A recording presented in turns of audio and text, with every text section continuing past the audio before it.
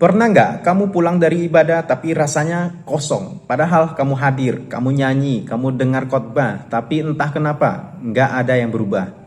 Atau lebih jujur lagi, kamu pernah telat datang, tapi santai aja. Nyanyi tapi pikiran kemana-mana. Dengar firman tapi besoknya lupa. Nah kalau iya, kamu nggak sendirian. Hari ini kita akan bongkar 7 kebiasaan jemaat saat ibadah yang kelihatannya biasa, tapi ini bisa membuat ibadah kita kehilangan makna.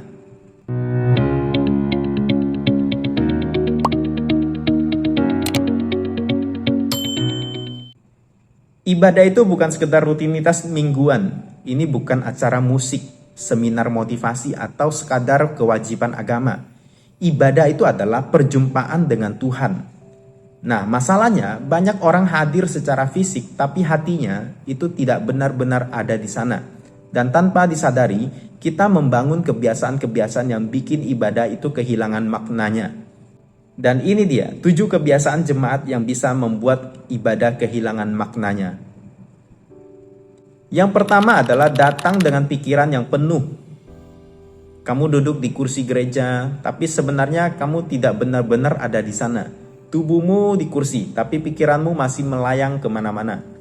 Mungkin mikirin masalah yang belum selesai, tekanan dari pekerjaankah atau sekolah, chat yang mungkin belum dibalas, atau rencana setelah ibadah mau kemana.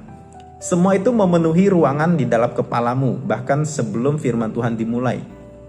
Dalam Mazmur nomor 46 ayat 10 dikatakan, "Diamlah dan ketahuilah bahwa akulah Tuhan." Ayat ini bukan sekadar ajakan untuk diam secara fisik, tapi berhenti secara batin. Nah, masalahnya banyak dari kita itu tidak pernah benar-benar berhenti. Kita datang dengan hati yang sibuk, dan akibatnya ketika Tuhan berbicara, kita tidak benar-benar mendengar. Ibadah itu sebenarnya jadi tempat kita meletakkan beban, bukan membawa semuanya masuk tanpa pernah menyerahkannya. Kalau tidak, kita itu hanya hadir tanpa pernah mengalami perjumpaan dengan Tuhan. Yang kedua, terlambat tapi santai. Kebiasaan ini sering dianggap sepele, datang terlambat ke tempat ibadah dan merasa itu biasa saja. Ada yang datang ketika ibadah sudah dimulai, bahkan ada yang baru datang setelah firman hampir dimulai. Dan yang lebih mengejutkan, tidak ada rasa bersalah, seolah-olah itu hanya normal saja. Kok bisa ya? Nah, sekarang coba kita bayangkan ini. Kalau kamu punya wawancara kerja penting atau ujian besar, apa kamu akan datang terlambat dengan santai? Kemungkinan besar tidak, bukan? Kamu akan datang lebih awal, mempersiapkan diri, bahkan mungkin merasa tegang. Tapi lalu kenapa ketika kita datang untuk bertemu dengan Tuhan, kita bisa begitu santai? Ini bukan soal waktu semata, tapi soal prioritas dan sikap hati kita. Keterlambatan yang sering diulang bisa jadi tanda bahwa ibadah belum kita anggap sebagai sesuatu yang benar-benar penting. Padahal bagaimana kita memulai ibadah seringkali menentukan bagaimana kita mengalami hadirat Tuhan dalam ibadah itu.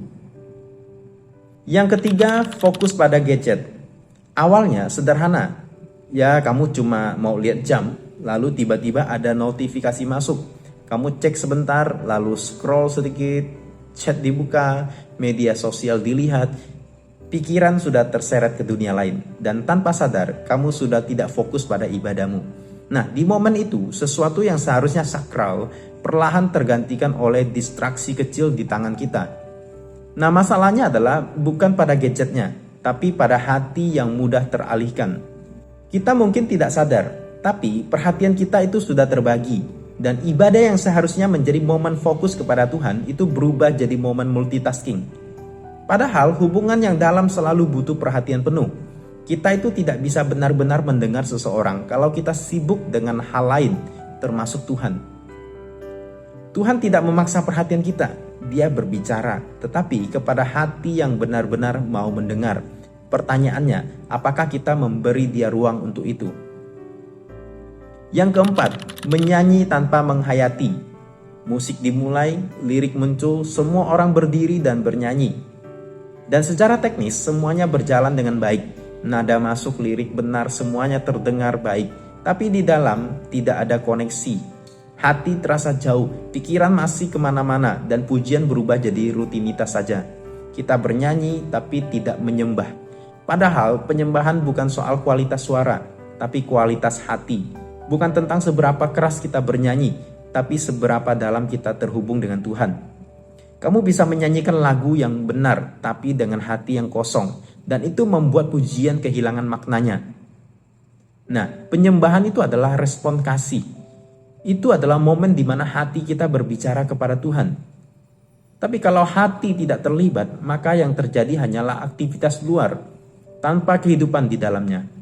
Dan lama-kelamaan ibadah itu terasa hambar, bukan karena Tuhan tidak hadir, tapi karena kita tidak benar-benar membuka hati kita.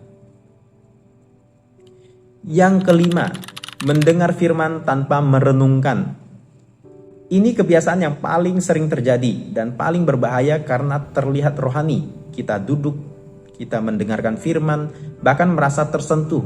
Wah, bagus ya, aku butuh yang ini. Tapi begitu ibadah selesai, semuanya hilang, tidak dicatat, tidak direnungkan, tidak diterapkan.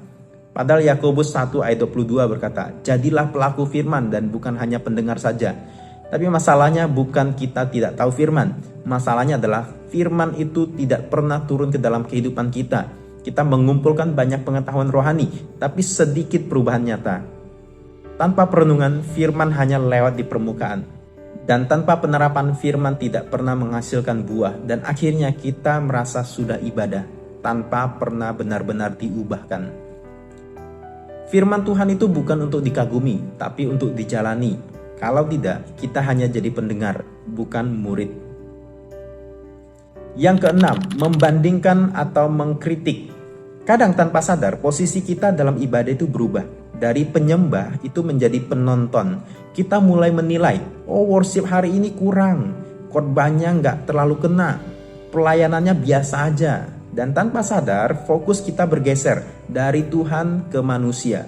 Nah, bahayanya ketika kita sibuk mengkritik, kita kehilangan kepekaan untuk menerima firman. Padahal ibadah bukan tentang seberapa sempurna pelayanannya, tapi seberapa terbuka hati kita.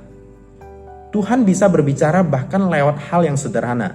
Tapi kalau hati kita tertutup karena kita sibuk menilai orang, maka kita akan melewatkan firman Tuhan. Saat kita datang dengan sikap sebagai penonton, kita itu menutup diri dari pengalaman sebagai penyembah. Dan itu membuat ibadah kehilangan dampak dalam hidup kita. Yang ketujuh, cepat lupa setelah ibadah. Nah, ini mungkin yang paling menyedihkan. Kita baru saja duduk dalam ibadah, mendengarkan firman, merasakan sesuatu di hati. Tapi begitu keluar dari gereja, semuanya hilang, kembali ke pola lama. Marah lagi, takut lagi, hidup tanpa arah lagi. Seolah-olah ibadah tadi tidak pernah terjadi. Nah, ibadah seringkali hanya berhenti sebagai momen, bukan perubahan. Padahal tujuan ibadah itu bukan sekedar menyentuh emosi sesaat, tapi mengubah cara kita hidup setiap hari. Firman Tuhan itu seharusnya mengikuti kita pulang, masuk ke keputusan kita, mengubah respon kita. Kalau tidak, kita akan terus mengulang siklus yang sama, datang, dengar, lupa, dan hidup kita tetap tidak berubah. So, itulah 7 kebiasaan buruk yang bisa membuat ibadah kita kehilangan makna. Yuk periksa diri kita masing-masing, apakah di antara 7 kebiasaan tadi juga adalah kebiasaan kita? Kalau iya, mari kita ubah kebiasaan itu. Minggu depan coba datang dengan cara yang berbeda. Datang lebih awal, tinggalkan distraksi, fokuskan hati, catat firman, dan lakukan satu hal yang Tuhan taruh di dalam hatimu. Jangan biarkan ibadah jadi rutinitas. Karena satu momen dengan Tuhan bisa mengubah seluruh hidupmu. Kalau kamu diberkati dengan video ini, jangan lupa like dan beri komen kebiasaan mana yang paling relate dengan hidupmu. Subscribe dan share video ini supaya lebih banyak orang diberkati. Shalom.